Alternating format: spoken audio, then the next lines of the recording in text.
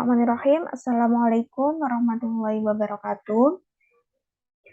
Untuk mata kuliah Sosial Media Manajemen dan Analitik hari ini, pada pertemuan 1 kita akan bahas mengenai dasar media sosial.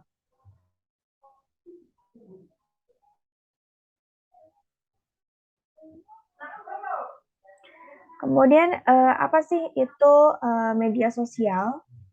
Di mana di sini ada beberapa ahli yang mendefinisikan arti atau pengertian dari media sosial.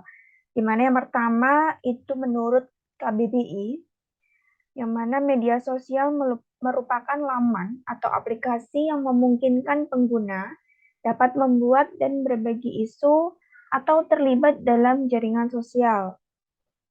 Jadi Kamus Besar Bahasa Indonesia itu mendefinisikan media sosial lebih ke laman atau aplikasinya. Kemudian pengertian yang kedua, yaitu menurut Merriam-Webster Dictionary, itu di mana media sosial merupakan bentuk komunikasi secara elektronik, di mana para pengguna menciptakan komunitas online dengan tujuan membagi informasi, ide, pesan pribadi, dan sebagainya. Jadi, menurut Merriam-Webster, itu lebih ke komunikasi yang dilakukan secara elektronik. Kemudian menurut Akbar dan Helmiawan tahun 2018, di mana beliau atau mereka mengartikan bahwa media sosial sebagai salah satu media informasi yang banyak digunakan orang ataupun industri dalam rangka mengantarkan data ataupun menawarkan produk atau jasa dengan menggunakan teknologi informasi kepada para pengguna media sosial secara global. Jadi sama seperti KBBI, dia lebih ke medianya. Kemudian menurut Gohar Efkan, dalam bukunya Social Media for Government, itu di mana pengertian dari media sosial adalah sebuah platform berbasis internet yang mudah digunakan sehingga memungkinkan para pengguna untuk membuat dan berbagi konten atau informasi, opini, dan minat dalam konteks yang beragam. Nah, di sini bisa berupa konten yang informatif, edukatif, sindiran, kritik, dan lain sebagainya yang ditujukan kepada khalayak yang lebih banyak. Kemudian kita belajar mengenai sejarah media sosial di Indonesia. Yang pertama dimulai dari media lama. Nah, jadi teman-teman jangan berpaku bahwa media sosial hanya yang kita temui saat ini, seperti Instagram, Twitter, Facebook, dan lain sebagainya. Namun ternyata dulu, sebelum munculnya internet, sudah ada media sosial yang disebut sebagai media lama. Nah, di sini seperti contohnya TV, LED, radio streaming, e-paper, dan lain sebagainya. Kemudian muncul media baru yang disebut sebagai era internet. Nah, di sini menurut Dennis McQuail itu menjelaskan bahwa ciri-ciri media baru itu adanya interkonektivitas, adanya akses terhadap khalayak individu, interaktivitas, kegunaan beragam untuk berbagai macam jenis manusia. Jadi perbedaan antara media lama dan media baru itu terletak pada ciri-cirinya, di mana pada ciri-ciri media baru itu adanya konektivitas. Jadi adanya feedback. Gitu. Kalau di media lama mungkin kita hanya bisa nonton TV, jadi kita tidak bisa memberikan feedback langsung ke TV-nya. Namun kalau di media baru, seperti contohnya kita ambil saja di Instagram, itu kita bisa melakukan feedback langsung kepada para pembuat konten yang ada di Instagram. Seperti kita bisa DM, kemudian kita bisa komen. Kemudian munculnya media sosial, di mana media sosial itu pada umumnya merupakan media yang digunakan untuk bersosialisasi, baik itu secara personal, kelompok, maupun antar pengguna. Kemudian beberapa teknologi yang digunakan dalam komunikasi media daring selama ini antara lain adalah web, kemudian adanya email, chatting, instant message, kemudian FTP, web folder, video conference, news group, dan lain sebagainya. Kemudian perkembangan media sosial di Indonesia. Itu media sosial di Indonesia itu mulai pesat pengikutnya, itu terlebih dengan perkembangan infrastruktur internet yang ada di Indonesia. Jadi media sosial itu berkembang pesat karena adanya perkembangan infrastruktur. Misalnya adanya akses WiFi, kemudian jaringan fiber, dan lain sebagainya. Kemudian menurut Asosiasi Penyelenggara Jasa Internet Indonesia, pada tahun 2012, kurang lebih ada lebih dari 63 juta masyarakat Indonesia itu sudah terhubung ke internet. Jadi sekitar 95% dari keseluruhan rakyat Indonesia itu sudah menggunakan internet. Itu menurut penelitian atau menurut Asosiasi Penyelenggara Jasa Internet Indonesia. Kemudian perkembangan gawai itu juga turut mendukung perkembangan akses media sosial seperti telepon genggam, Android, iOS, dan lain sebagainya. Kemudian munculnya beragam model IoT seperti tablet, kemudian tablet, dan lain sebagainya. Dan saat ini media sosial itu tidak hanya digunakan sebagai platform komunikasi dan sosialisasi, tapi juga untuk kepentingan politik, pemerintahan, dan lain sebagainya. Misalnya pada kasus pemilu presiden pada tahun 2014, itu sebagian besar kampanye itu sudah dilakukan dengan media internet atau media sosial. Itu perkembangan media sosial di Indonesia. Kemudian karakteristik media sosial itu ada 6. Yang pertama, media sosial itu merupakan platform yang berbasis pengguna. Oke, kemudian bersifat interaktif. Jadi adanya saling TikTok, saling adanya feedback antar pengguna media. Kemudian pengguna merupakan pembuat konten. Pengguna bebas menentukan sendiri pengaturan akunnya. Kemudian bergantung pada hubungan antar pengguna hingga komunitas yang terbentuk dan memberikan peluang koneksi yang nyaris tak terbatas. Itu merupakan karakteristik dari media sosial. Kemudian klasifikasi media sosial itu ada 6. Yang pertama ada collaborative project.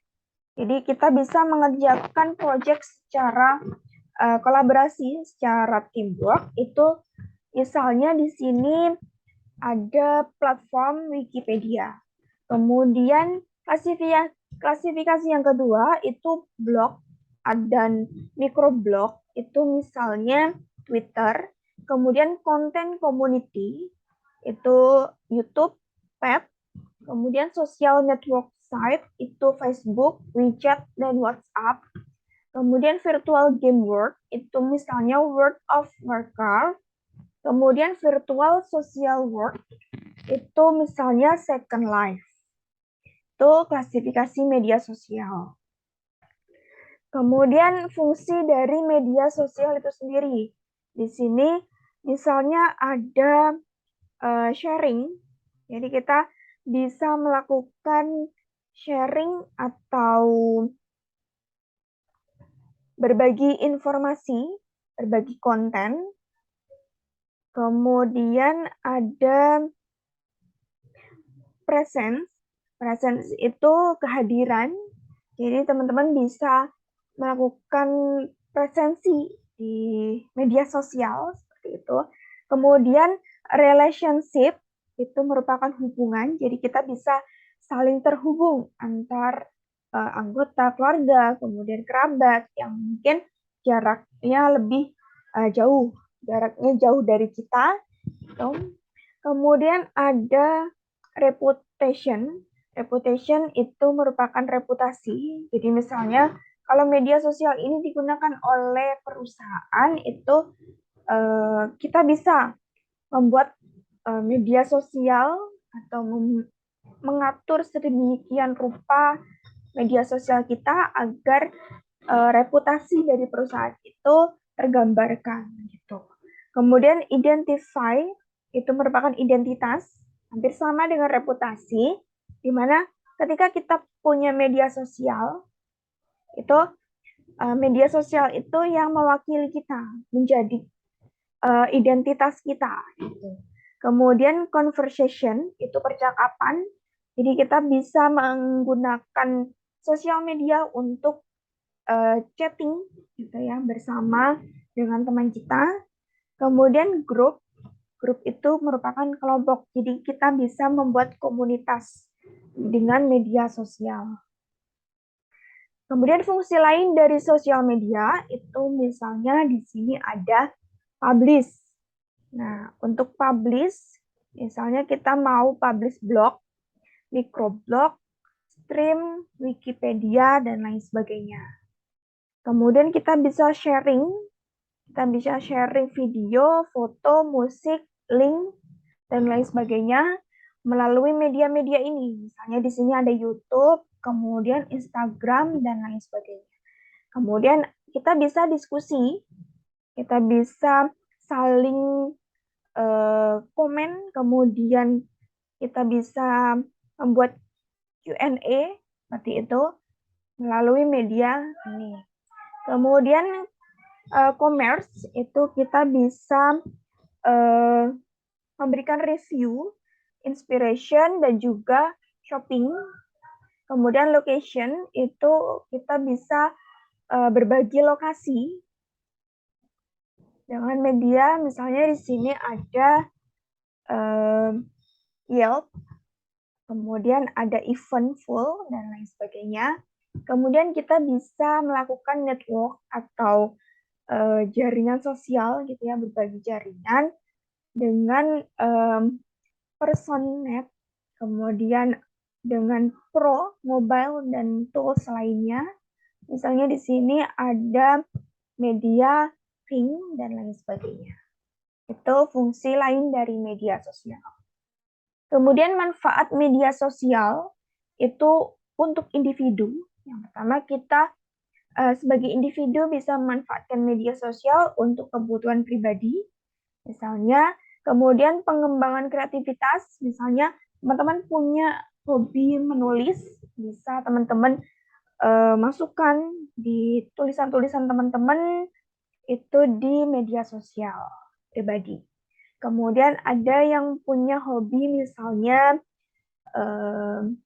video editing, kemudian punya hobi dance, nyanyi, dan lain sebagainya, teman-teman bisa upload di media sosial. Kemudian interaksi sosial, ini seperti misalnya kita ingin chatting dengan teman lama. Nah, itu bisa kita manfaatkan media sosial. Kemudian pemberdayaan. Nah, tadi manfaat media sosial untuk individu. Kemudian selanjutnya manfaat media sosial untuk kelompok atau komunitas. Misalnya adalah online branding. Nah, ini biasanya dimanfaatkan oleh perusahaan untuk membranding perusahaan mereka. Kemudian marketing itu untuk memasarkan produk mereka. Misalnya ada UMKM punya media sosialnya untuk memasarkan produk yang dihasilkan. Kemudian building relationship itu untuk membangun relasi atau jaringan dengan pelanggan. Misalnya Kemudian word of mouth atau networking itu juga sama untuk jaringan. Kemudian online reputation management itu untuk manajemen reputasi dari perusahaan. Dan juga community building atau membangun komunitas. Kemudian untuk manajemen media sosial, yang pertama kita bisa mengidentifikasi relevansi dari sosial media, kemudian kita bisa mengkreasikan profil perusahaan, kemudian kita bisa membangun network atau jaringan, kemudian kita bisa engagement dan memonitoring serta menganalisis. Kemudian di sini ada dampak media sosial secara umum, yaitu banyaknya waktu yang dihabiskan untuk media sosial. Jelas di sini semakin sering anak muda itu menghabiskan waktunya di media sosial, maka anak muda ini itu semakin kehilangan waktunya untuk bersosialisasi di dunia nyata. Kemudian dampak media sosial yang kedua itu adanya konten media sosial yang memberi pengaruh negatif. Misalnya di sini anak-anak itu biasanya lebih sering mengintimasi atau meniru konten-konten negatif yang beredar luas di media sosial. Kemudian anak-anak itu biasanya juga bahasanya itu selain meniru konten-konten negatif juga bahasan yang dikonsumsi dari media sosial itu menjurus ke topik-topik dewasa yang semestinya belum mereka ketahui. Itu dampak negatif dari media sosial secara umum. Kemudian dampak positif. Nah, sekarang dampak positif yang bisa dirasakan bagi UMKM. Nah, ini menurut Laksmi, Mahbub, dan juga Kuderi tahun 2017. Yang pertama, penyebaran informasi menjadi lebih cepat kepada konsumen. Jelas, karena dengan media sosial kita bisa berbagi informasi tanpa ada batasan. Batasan baik itu lingkungan, ya, tuh, kemudian batasan umur dan juga batasan dalam menyampaikan informasi. Kemudian menjangkau konsumen dengan area yang lebih luas. Tadi yang saya singgung sebelumnya bahwa UMKM bisa menjangkau konsumennya atau pelanggannya itu lebih luas dengan media sosial.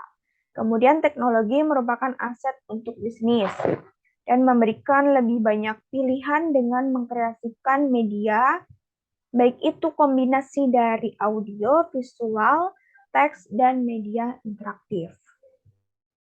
Kemudian dampak negatif yang biasa dirasakan oleh UMKM menurut Laksmi, Mahbub, dan Kuderi tahun 2017 itu meningkatnya kekuatan konsumen karena publisitas yang buruk.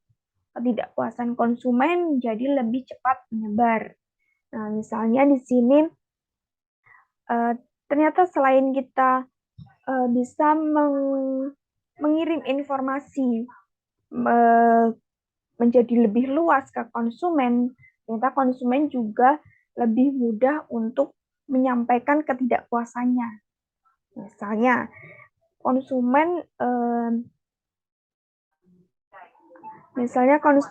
di sini memberikan komen negatif tentang produk kita. Nah, itu menjadi lebih cepat menyebar, lebih cepat diketahui oleh calon pelanggan kita. Kemudian kesulitan untuk mendeteksi pernyataan konsumen yang bersifat negatif. Kemudian ketidaksengajaan melepaskan informasi yang penting atau rahasia.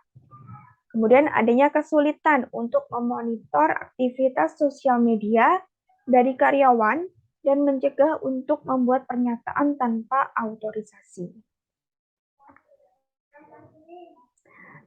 Oke, selanjutnya pemanfaatan media sosial.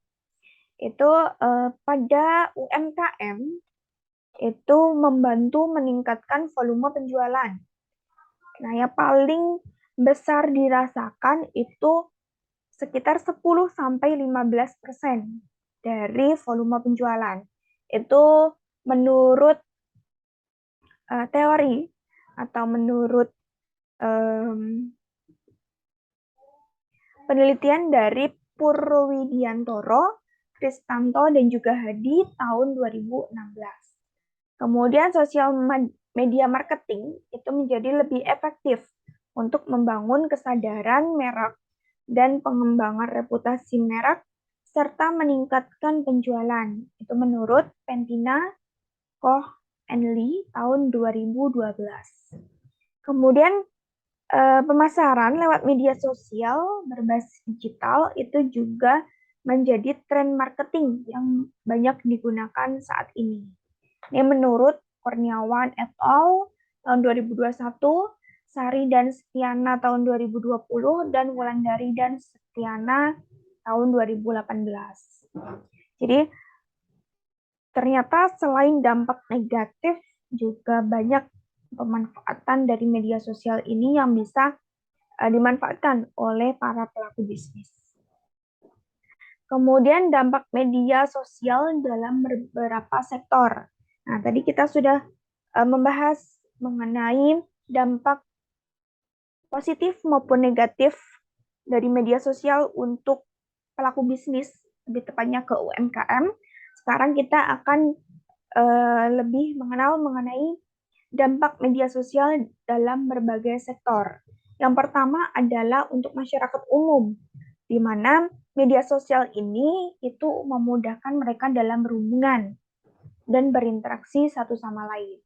Jadi sebagai media silaturahmi antar keluarga dan juga kerabat. Itu untuk pemanfaatan atau dampak media sosial pada masyarakat. Kemudian dampak media sosial pada politik itu seperti memudahkan penyebaran kampanye politik yang lebih besar dalam upaya memberikan informasi terkait kinerja yang dilakukan oleh pejabat pemerintah. Kemudian selain itu juga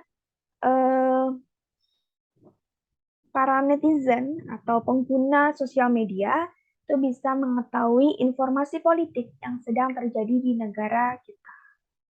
Selanjutnya adalah sektor pelatihan dan pengembangan. Jadi media sosial itu digunakan untuk platform pembelajaran. Misalnya ada media sosial Wikipedia, blog, podcast, dan lain sebagainya. Itu yang digunakan untuk mengajarkan dan mengembangkan keterampilan, serta meningkatkan pembelajaran online jarak jauh. Kemudian sektor berikutnya adalah dampak media sosial pada sektor bisnis. Nah, ini tadi untuk menjalin hubungan dan komunikasi dengan pelanggan, kemudian membangun kepercayaan dari pelanggan, kemudian menambah profit. Selain itu juga digunakan untuk menciptakan wawasan, merangsang dan menciptakan penawaran. Kemudian sektor berikutnya adalah dampak media sosial pada dunia pekerjaan. Itu erat kaitannya dengan masalah perekrutan. Nah, di sini ada survei yang dilakukan oleh Career Builder, itu 60% pengusaha itu menggunakan situs jejaring sosial untuk meneliti riwayat kandidat pekerjaan. Nah, di sini jaringan sosial seperti LinkedIn misalnya, itu dimanfaatkan untuk platform media untuk membangun dan membuat personal branding kita. Jadi perusahaan bisa memperoleh informasi kita itu melalui platform LinkedIn. Oke, itu untuk materi pada pertemuan 1 hari ini. Kemudian untuk tugasnya nanti silahkan dikerjakan, nanti saya share untuk tugas pertemuan pertama. Untuk materi hari ini saya cukupkan. Kurang lebihnya mohon maaf. Wassalamualaikum warahmatullahi wabarakatuh.